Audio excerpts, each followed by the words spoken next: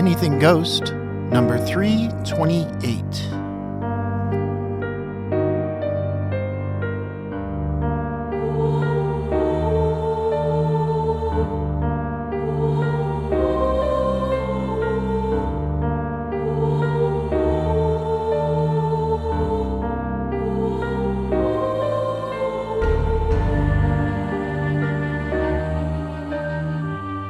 Welcome to Anything Ghost. My name is Lex Wall. Anything Ghost is a podcast that's been around for 20 years this year, and it's a place where people share their personal ghost stories or local ghost legends, and I read them to you. If you have one to share, send it to lex@anythingghost.com. In the meantime, let's get into some ghost stories with episode 328.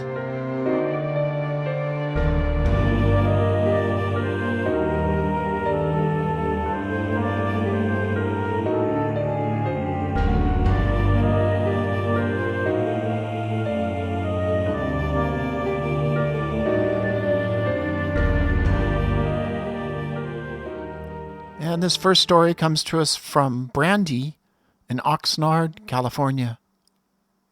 Zell, the ghost cat. I recently had to put my beloved long-haired black cat down after 12 years of life. I bottle-fed him as a kitten, so we had a deep bond. His name was Zellson, but we called him Zell, or Zelly for short. His final days were brutal for all of us. He got very sick very quickly, and it culminated with us having to put him to sleep at the veterinary hospital. I was there by his side, comforting him the whole time. The next few days and weeks were hard. We got a small bottle of his fur trimmings, as well as a plaque with pictures of him, and then tried to move on. Zell used to have a habit of walking with his claws out on the hardwood floors, so we could hear him clicking as he walked around. My mom told me that she swears she has heard that sound on multiple occasions after he was gone. I didn't believe her. I wanted to, but I figured it was just her grief causing her to hear things. I had a friend over in my room at one point, and he swore he saw a black shape waiting outside the door, just like Zell used to. But he didn't tell me at the time, because he didn't want to make me sad. Last week, I got Zell's paw print tattooed on my arm as a memorial. A couple of days later, I woke up at 3 a.m. to use the bathroom. For those who don't know, 3 a.m. is referred to often as a supernatural hour, where the veil between our world and the next is the thinnest. It's very often referred to as the devil's hour, which is all the more fitting because Zell was such a mean little black kitten that I thought of him as a demon. His memorial tattoo even has a set of devil wings to go along with his halo. As I got up, I heard claws clicking on the floor over by Zell's old bed. I looked over, expecting to see him, as I had hundreds of times in the past. But of course, there was nothing there. We'd moved his bed out shortly after he passed, and I brushed it off as me hearing things while half asleep. As I started to walk down the hallway, I heard those same clicking claws following me to the bathroom. I turned around, but there was no shape in the darkness. Zell had a habit of following me into the bathroom while he was alive. Feeling a little unnerved, I did my business and walked back to the bedroom. As I passed the living room, I once again heard those clicking claws, as if he was right there, walking around like nothing had happened. I closed the door, sat on my bed. It was starting to get hard to brush off these instances of hearing him as just half-asleep grief hallucination. I still had his favorite blanket at the end of the bed, so I spread it out in his favorite spot, just like I used to. I wasn't sure if he was there, if he could hear me, but I whispered to him. I told him that I kept my promise to always be there with him until the end. I told him I loved him and missed him, and that he'd be with me forever because of the tattoo. Then I reached out to touch the blanket, halfway hoping that I'd feel him there. Above the blanket, I had a fake Hawaiian lei that hung from a lamp. As I reached out, it suddenly started swaying violently back and forth. I watched it until it settled, dumbfounded. I wondered if maybe I caused a draft by moving or bumped into something, and somehow that moved it. So I tried to recreate it in every way possible. It didn't move again. I felt pretty certain, then, that he was there. There were too many things going on. It was hard to sleep after that, but I tried. I laid down and rested my head against my pillow and sighed. A moment later, I heard the exact same sigh Zell used to make, coming from where his old bed was. It didn't scare me. It comforted me. I fell asleep, wishing I could feel him curled up at my side. Since then, I sometimes feel like I'm not alone. I've heard those same claws clicking on the floor a couple of times. I don't mind it. I like to think he's around, letting us know that he's still there. I don't know where pets go when they die, but I do know that he must still be around somewhere, napping under bushes, chasing bugs like he used to do.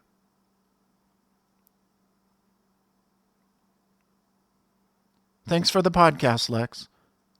I've been listening for years and joined the VIP group forever ago. I've lost track of how many stories I've submitted at this point or what episodes they're even in. But I know that if I go back through the catalog, I'd find them. I hope, and also don't hope, that I have more stories to send in the future. And that was a story about Zell the cat from Brandi in Oxnard, California. And thank you so much, Brandi, for sharing your ghostly experiences with your wonderful cat, Zell. And now we'll go over to Liverpool, England, for a short story from Craig, House by the Loch. I was on your show some years ago. I saw a ghost while working at the on-tree station, Liverpool, in the 90s. Well, here's my latest tale. In October of 2025, our entire family was on holiday in the Highlands of Scotland, up near Inverness, at a very remote house called House by the Loch. After a night of good food and drink, myself, my sister-in-law, Carla, stepped outside for some fresh air and drink inside the scenery. We sat for a while, drinking in the magical, mystical views, and then took a couple of photos before returning back inside. We showed the family the stunning photo we had taken, and to our horror, while looking at the photo, we could see something under the border wall. It had red eyes and what appears to be a flaming head. Our blood ran cold. However, being drunk, I went out to investigate right up to the wall, but there was nothing there. We locked our doors that night, that's for sure. Okay, and Craig also attached these photos that he's talking about, and I'll get them up there on the VIP site and the Anything Ghost site when I release this show. And thanks, Craig. Thanks for sharing your House by the Loch story. Next up, we go to Seattle, Washington, for a self-narrated story from Jolie. A bittersweet goodbye. Hello, Lex. Hello, Anything Ghost listeners. My name is Jolie. I'm a long-time listener, probably back to 2010. I have shared several stories in the past, and I'm overdue to share another one.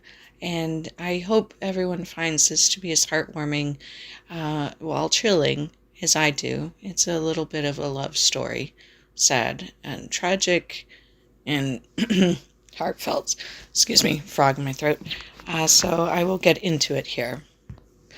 My husband passed away in February 2021, and I had to he passed away because I had to make the tragic decision to take him off life support, and that is a rather horrifying experience that I do not wish on anyone, but his long illness and his pain and suffering was to be over. At that time, I also was moving because I was not going to stay in that house anymore. And so I had a lot of things I was juggling at the time. And I found a new apartment, a new neighborhood. I was ready to start anew in general. And I had plenty of friends, a lot of friends to help me through all this. I was definitely not alone. Once I got kind of settled, one of my friends, actually it was one of my husband's best friends, who he'd worked with, took my husband's, he built musical instruments for a living, took one of his beloved hammered dulcimer. And if you're unfamiliar with those instruments, it's a little bit of a harp, but differently. You use instruments to play it rather than your fingers. And so he took it upon himself. He's like, hey, let me take his hammered dulcimer. I'm going to ring string it. I'm going to retune it, and I'll bring it to you fresh and new. And I was like, sounds great. Thank you very much. And so when him and his wife stopped by my new place, I was just getting settled into, and he had set up the hammered dulcimer so I could play it and hear it. And it was a bittersweet moment, hearing the sounds of that instrument again. But as I was playing it, his friend was to my left, and his wife was to my right, and we were standing in my living room, and we were talking and playing, and at no point whatsoever did anybody wander away. We were just really focused on this instrument that was set up in the living room right next to.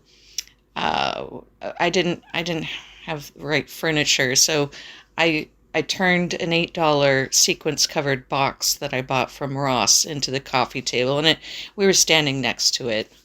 It was right below us. So this will be important later, but. So we're talking, we're playing, we're reminiscing, we're remembering, we have sorrow, joy, all of the feelings, like very intensely just happening at that moment. And they said they had to go, so I walked them out to their car. And there was nobody else in my apartment unit. We all walked out to the street, to the car, and talked some more, maybe for a few more moments. And I walked back in to my apartment, to my empty apartment, to find a heart was carved into the sequence of this box right beneath the hammered dulcimer. And in no way was that physically possible. I know there was no way any of that could have happened. There's not just the amount of time it would have taken a person to individually move the sequence in such a way that it could form a heart. I have no idea how that was even done. But when I walked in, I saw this heart carved into the sequence. My heart went racing. I almost felt like I was going to faint. It was so surreal. I, in fact, left. I just walked out and stood outside for a while, essentially touch grass.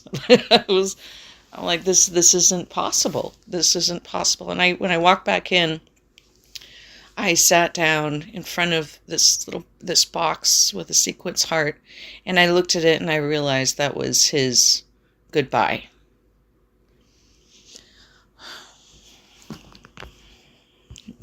Need a moment. I kept that heart there, carved in the sequence. I kept it there for a few months before I went back to Illinois to meet with his family so we could scatter his ashes. And that was actually a rather beautiful time. I did a 2-week trip and traveled by trains and planes and all sorts of... I've just had a pretty actually amazing experience, a release, if you will. When I came back, I felt that was the right time to clear the slate, if you will. I had released him, he had released me, we said our goodbyes, and I rearranged the sequence to remove the heart. I'm going to share a photo in case if it's hard to kind of picture, I'll share the photo. But that was a rather amazing experience and a way to say goodbye. And it was touching. Still makes me sad, obviously. But I hope you all enjoyed the story.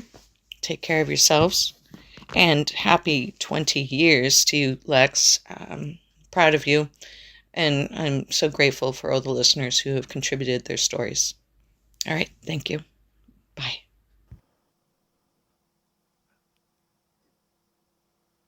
And next up, I'm going to read an article from 1938 newspaper.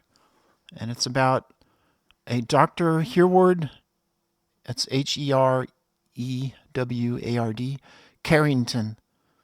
And he was from the American Psychical Institute. A haunted house, most of us believe, is the last place in which we would spend an evening's interlude. The very thought of shadowy apparitions, mysterious noises, weird lights, start up a crop of goose pimples. Our blood curdles, our spines quiver, the pits of our stomach begin to kick back on us. But there is one man who was an exception to this rule. He is Hereward Carrington, Ph.D., director of the American Psychical Institute, whose business it is to investigate stories of reputed haunted houses. Dr. Carrington has been an outstanding investigator in the field of psychic phenomenon for more than 35 years. He is also author of a number of books on the subject. He is a well-known debunker of the medium frauds, and he likes to hear about a haunted house and to set forth to spend a night or nights there in order to find out what it's all about.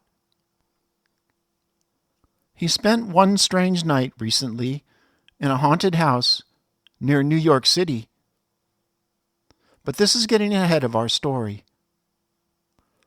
We had heard about Dr. Carrington's unusual experience tracking down the origin of the haunts in this particular house, but we asked him first about haunted houses in general. Is there any such thing in the first place? Haunted houses are among the very oldest traditions, replied Dr. Carrington, a tall blond man with twinkling eyes, about whom there is a decidedly no spooky aura.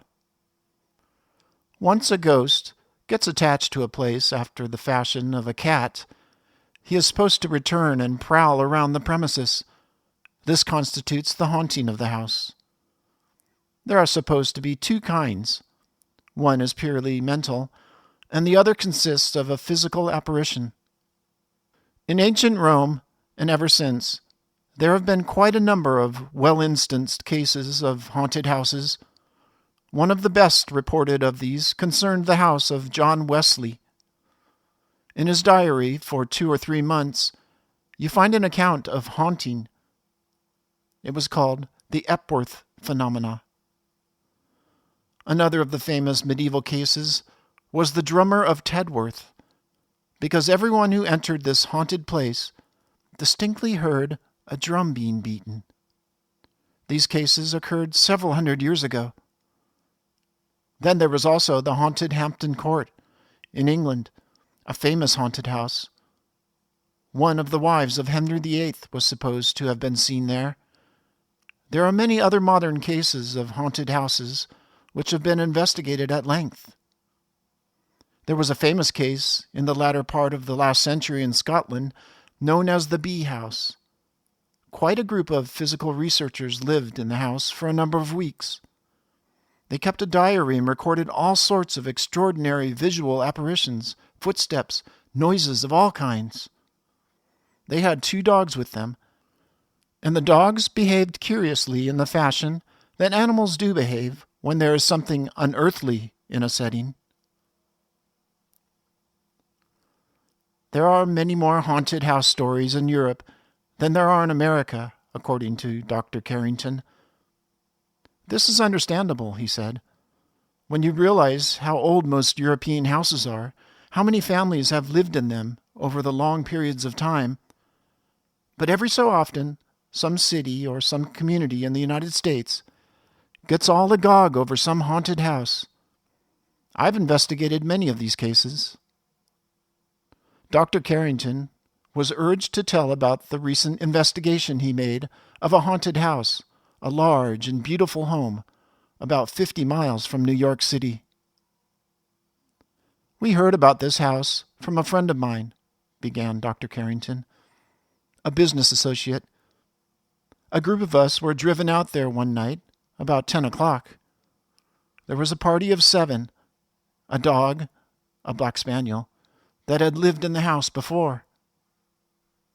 This party was made up of a man who had rented the house for the summer, 2 friends of his, businessmen from New York, my wife, myself, and 2 friends of ours.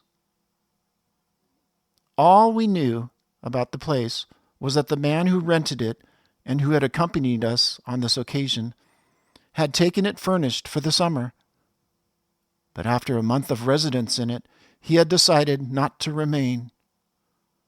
Although the rent had already been paid in advance for the season, he returned to New York City in the middle of the heat wave. Anything, he said, was preferable to staying there. We arrived at the house and had great difficulty in getting in. The doors were locked, and at first we had a hard time opening them with our keys. Then we found the place in total darkness. The lights would not work. We had a fuse, inserted that, and eventually we were able to turn on the lights. As soon as I entered the house, I said to the man who had rented it and who had brought us out to it, "Please tell us nothing more about it. We would like to find out things for ourselves, explore the place, from cellar to attic, to see that there are no practical jokes here, or no rats, bats, cats, mice, or squirrels making any noises." We started in the cellar. There was nothing unusual there. We got nothing out of the ordinary on the first floor. There was a very nice, a pleasing atmosphere to the place. It was beautiful, with furniture, linen, and silver. We went to the second floor, and that was all right. We walked along the corridor and came to a door at the end of the hall. "What is this?" I asked. "Where does this door take us?" "It leads upstairs to what used to be servants' quarters," replied the man who had rented the place, and who had moved out of it in fright after a month of occupancy. So we opened the door and started to walk up the steep flight of stairs, which was brilliantly lighted. I went first, Mrs. Carrington was right behind me, and our friends followed. As soon as I entered the room upstairs, I felt as though a blow had been struck to my solar plexus. My forehead broke out in perspiration. I felt faint and dizzy. I had difficulty in swallowing. My throat felt dried up. Mrs. Carrington had just arrived at the top of the stairs and had made the remark, "Isn't this a cute room?" when the next thing I heard her say in a startled tone was, "No, no, no."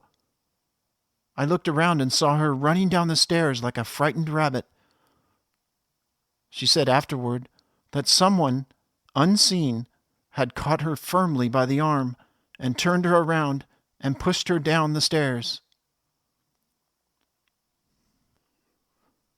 I turned to one of my friends, who was following, and said, "Very powerful, very powerful." Then I called out to Mrs. Carrington to see if she was all right, or if she had fainted. Not getting a response, I went downstairs, leaving the others up there. Mrs. Carrington had gone down 2 flights of stairs and was sitting on the sun porch in order to get some fresh air. When he was asked to describe the uncanny encounter or occurrence on the 3rd floor of the house, Dr. Carrington replied, "I can only say of that influence up in the 3rd floor room that it seemed as if the air had been abstracted and replaced by a heavy, dense gas, something evil. And there was an intense, momentary feeling of panic which seized everyone the moment we stepped on that 3rd floor." Now, Mrs. Carrington and myself are old-time sitters, unemotional, accustomed to sitting by the hour in the dark with mediums without being upset or perturbed. But there was definitely an evil force here in this haunted house we were investigating.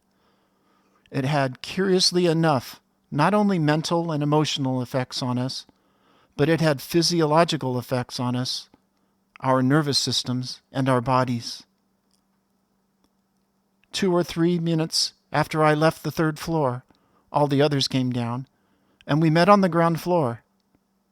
Then I said to the man who had rented the place, but who was refusing to remain in it, "Now tell me about the house, everything you know about it, everything that happened here to disturb you during your occupancy of it." Then it was that we learned, for the first time, that the upper floor, the 3rd floor, was supposed to be the haunted section of the house. We also heard that the owner's first wife had committed suicide in the place. I asked the tenant, "When you were living here, just exactly what sort of phenomena did you find?" He said, "We heard very definite sounds of footsteps, slamming of doors, noises of different kinds, such as silver being wrapped up in paper, spoons clattering to the floor. For several weeks we thought burglars were here, but we looked all over the house carefully and found no one. That is, no one that we could see. Then one day we saw the dog following some invisible presence from room to room. It was about that time we got the idea that the house may be haunted. Then we spoke to our maid about it. She had been with us our whole lives. We asked her if she had heard anything. She said, "Yes, there is a very bad influence here. I must say my prayers all night long in order to have protection. I can stay with you no longer." She quit. Then we hired a woman, one who supposedly had considerable experience with haunts. In a few days, she left. We hired a succession of maids, but not one of them would stay with us. About that time, we decided it was high time we got out ourselves. After he had told us his story, we went up to the bedroom, which had occupied on the 2nd floor, turned the lights out, and sat there for an hour. Apart from some pronounced thumps, we didn't see anything or hear anything. We had taken cameras, flashlights, and so on with us. We got no results. Wondering how, all this time, the other members of the party had reacted to the mysterious 3rd floor, we asked Dr. Carrington about it. "That is an amusing sidelight on the whole investigation," he said, smiling. "The 2 friends of the tenant of the house were typical men about the town, not particularly interested in psychic phenomena. They looked upon the whole thing as a lark at first, and every 15 minutes they would pour a drink, for they had brought along a supply of scotch and rye. But it wasn't long before they, too, felt the influence of the house, and after the trip to the top floor, they were as disturbed as the rest of us. I can still visualize those two fellows sitting on a bed on the second floor with tears running down their cheeks. They couldn't even swallow. It was our plan to go out to that house again in the near future. We wanted to take with us some various instruments for testing the house, such as apparatus for testing the air in that strange upper room, self-recording thermometers, apparatus for registering sounds, noises, and so forth. We made all arrangements with a scientific man to get this equipment together and to go with us for several nights. But it so happened that one of the friends of the tenant talked, and a small item about the house got into the papers. The owner was annoyed and would not let us go back to carry on our investigations. When Dr. Carrington was asked outright if he believed in haunted houses, he replied, "Yes, I believe in them, for two reasons. One, because of my personal experiences in them, all too few, but striking nonetheless. Second, because of the mass, traditional, and recently well-verified evidence that has been forthcoming in like cases of haunted houses. When I say I believe in them, however, I may mean something extremely different from the average conception of such houses. I do not believe that semi-material ghosts walk around clanking chains, opening doors, and slaying inhabitants, the typical ghost story stuff. But I do believe there are certain influences at work in certain houses which affect the minds and sensibilities of people living in them. A house is charged up with the thoughts and feelings of the preceding inhabitants and radiated back so that the later tenants, if sensitive enough, feel this psychic atmosphere. There is also the possibility of telepathy from the minds of the living or dead people affecting the minds of present tenants of haunted houses.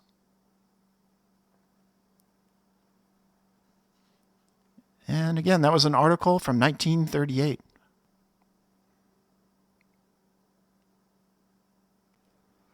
And that's all I have for this episode of 328.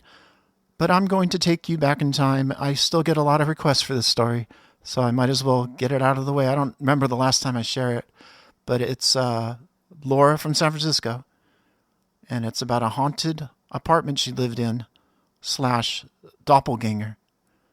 So if you're a new listener, you're really going to like this, I think. And if you're an old-time listener, maybe it'll bring back some memories. Here goes. My name is Laura, and I'm from San Francisco. In 1997, I was living in Ithaca, New York, where my mother and my two half-brothers live.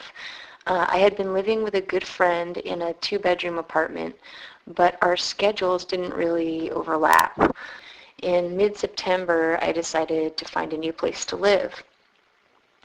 I wasn't making much money at the time, so I decided to move into a very small efficiency studio on the edge of town. It was in a large apartment complex that was probably built in the 1980s. It was new, pretty shoddy construction, essentially built as low-income housing. My apartment was on the ground floor. It was basically one large room with a small bathroom and small closet-style kitchenette off to one side. At the back of the room was a large closet with sliding mirror doors on it.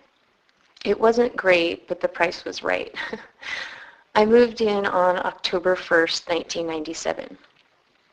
At first, I really liked having my own space.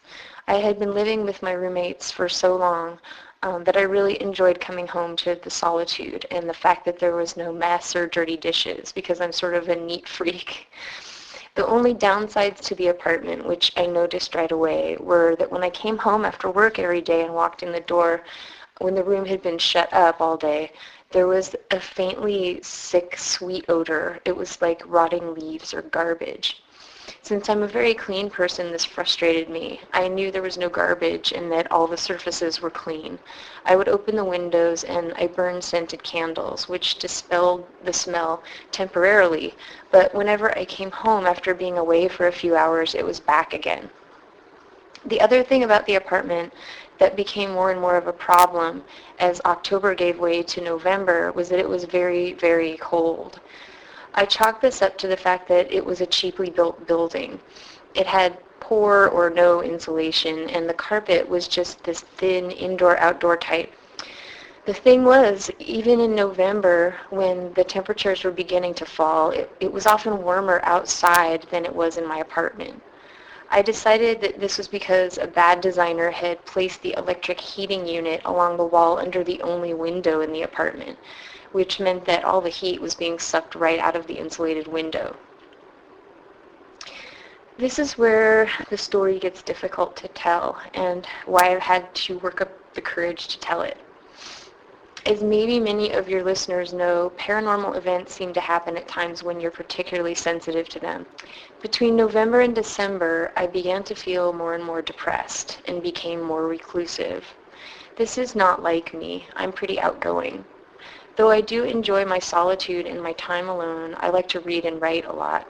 Family and friends have always been important to me. But during mid-November of that year, I began to feel a crushing depression. The thing is, I had a history of depression.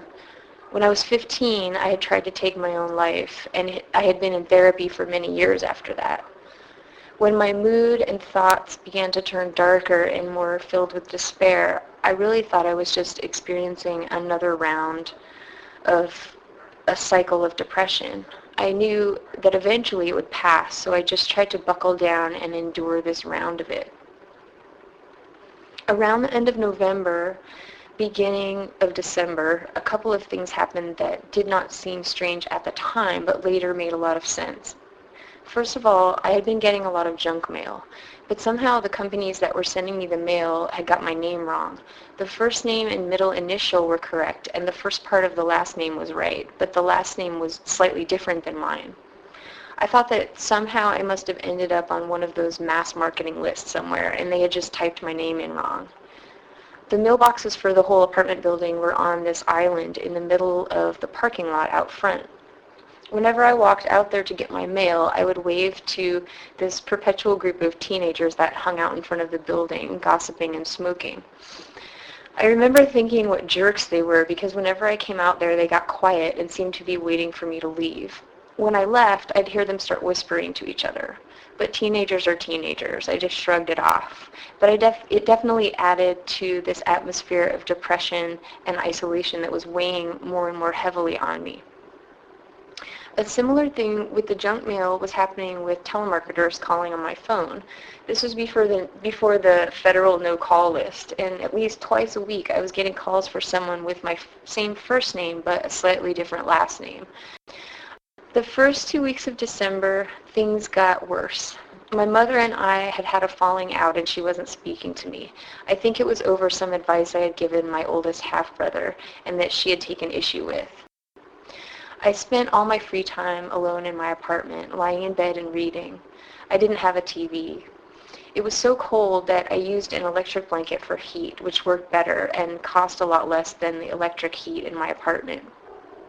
I was very down over the fight with my mother, but I didn't want to talk to anyone about it. When my friends came by, I ignored their knocks and pretended I wasn't home. I didn't answer the phone, and I didn't return anyone's calls if they left a message on my machine. That was when I had the first dream, if you can call it that.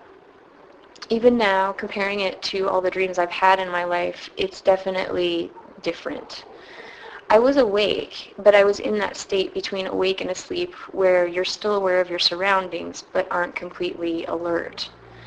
That was when I heard a woman say to me, "I need your help." I thought to myself, I am dreaming.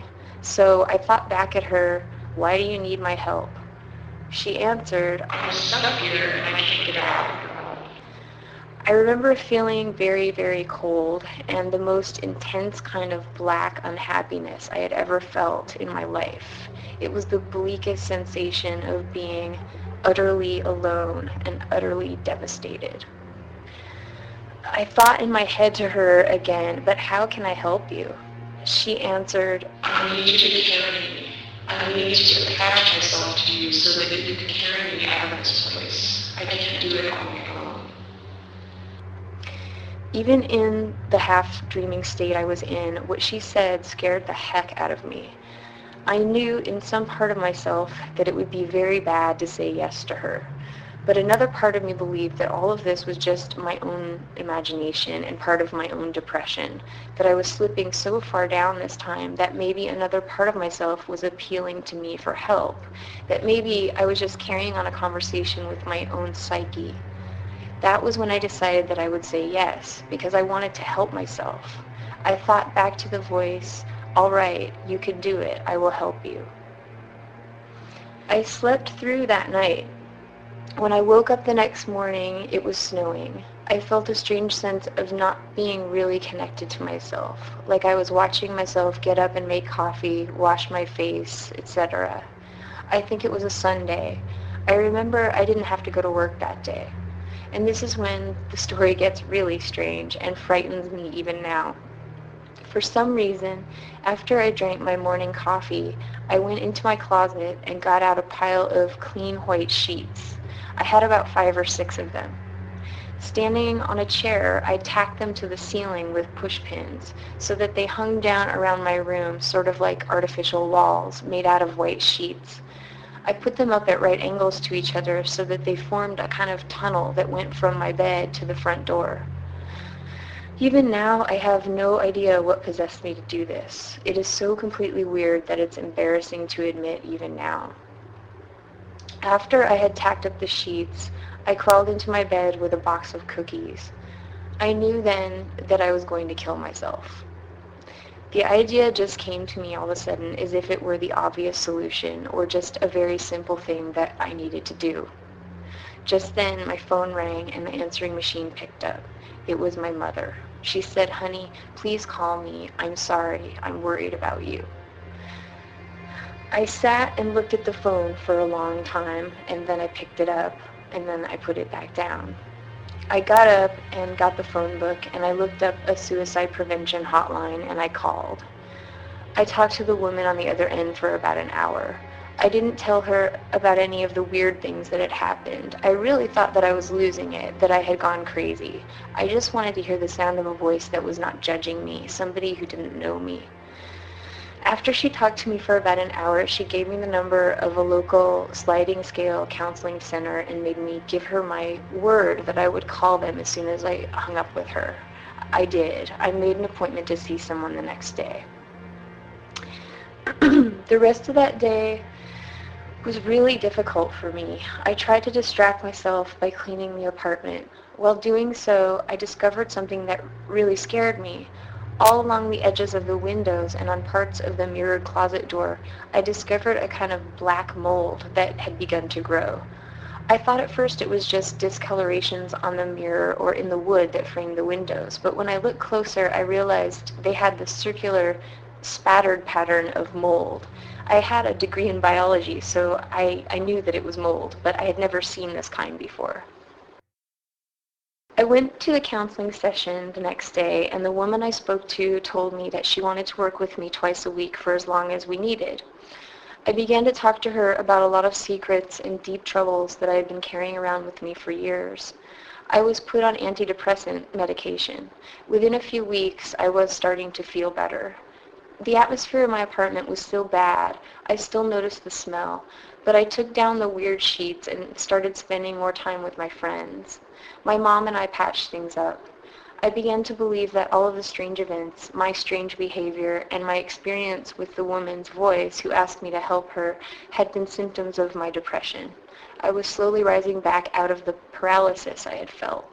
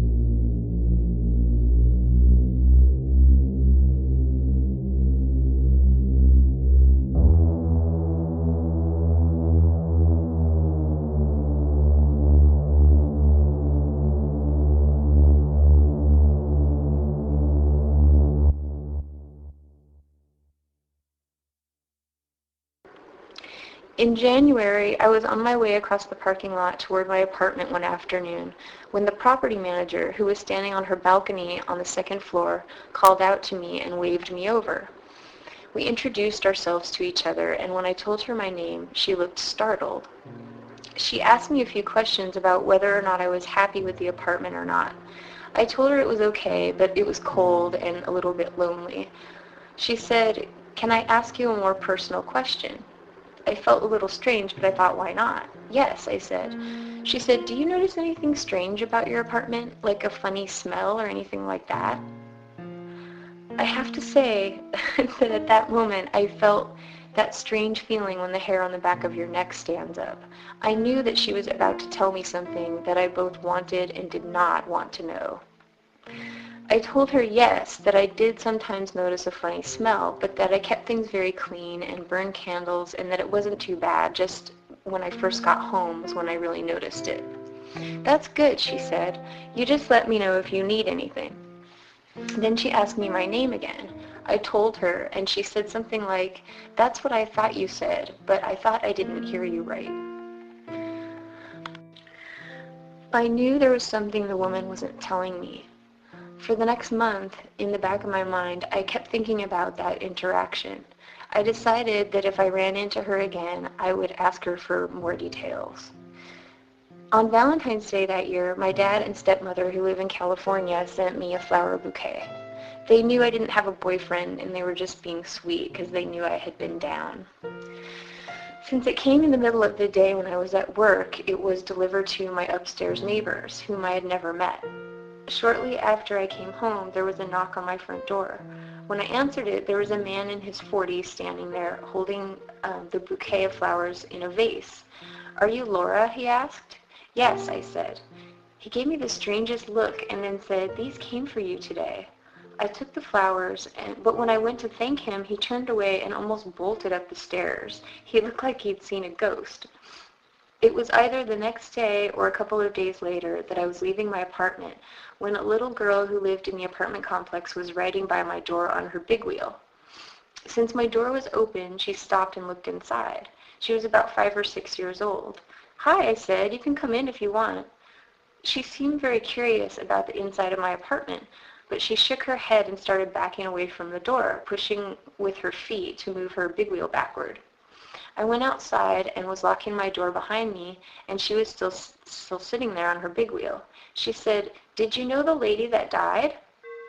I said, "What?" She said, "The lady that died," and pointed at my apartment. "A lady died there?" I said. She nodded.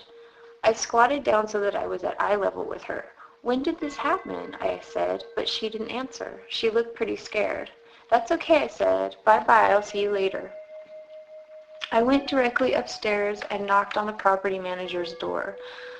"Look," I said, "I'm sorry to bother you, but I need to ask you a question." She looked at me like she knew what I was going to say. "A little girl just told me that a woman died in my apartment. Is that true?" She looked at me for a few seconds and then she nodded. "I didn't want to say anything to you," she said. "The rental agency said that I shouldn't say anything." "What happened?" I said. "She committed suicide," she answered. "When?" I asked. "The day after Princess Diana died. I guess she was a huge fan of Princess Diana, and they think her death had something to do with it.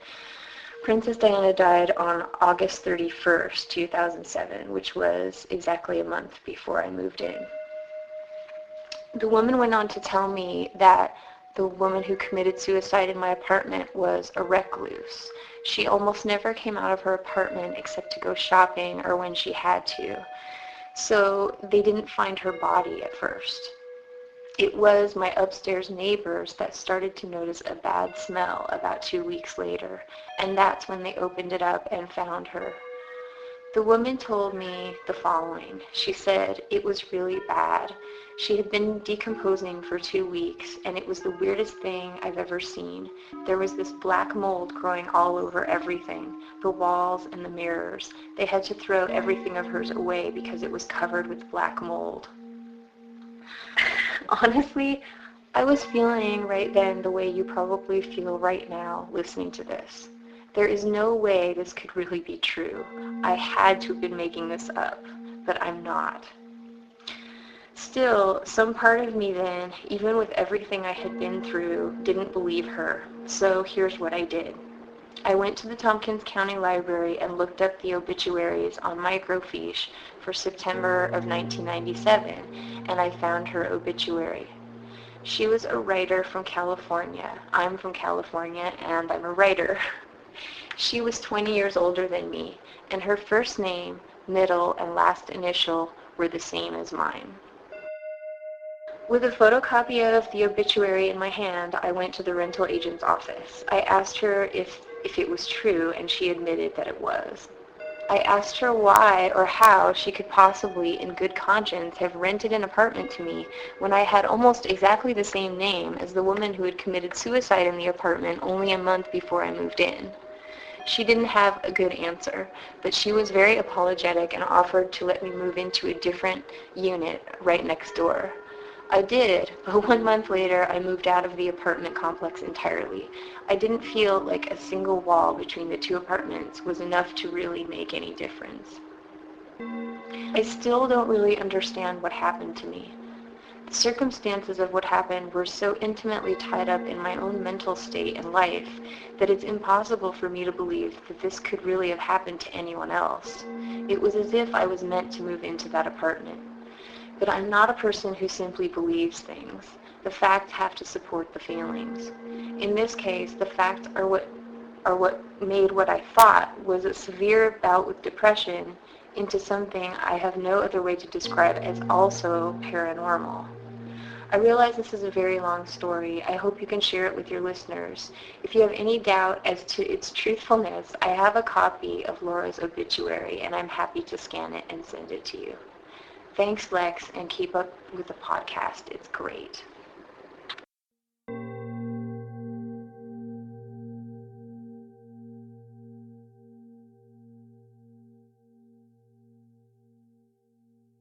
This is Garrett Husbeth Brent Dolan, and Al Robber of the Haunted New Jersey podcast. Hey Al, what are you listening to? I'm listening to Lex Wall's Anything Ghost podcast. Do what we do at Haunted New Jersey and listen to Lex Wall's Anything Ghost podcast for spine-tingling tales of the paranormal from everyday people around the globe. And if you enjoyed Laura's story, there are a lot of other great stories like that one. Not exactly like that one, but there are. And I have the complete archive housed in one website. And there's a one-time membership fee to have complete access to that complete archive. And there's a one-time fee, and you'll have complete access to the complete archive of Anything Ghost. So go check it out, anythingghost.com, join VIP, anythingghost.com, join VIP. So that be it for episode number 328 of Anything Ghost. Thanks everyone for listening to this episode, and I'll talk to you in show number 329. Until then, have yourself a great week and take care.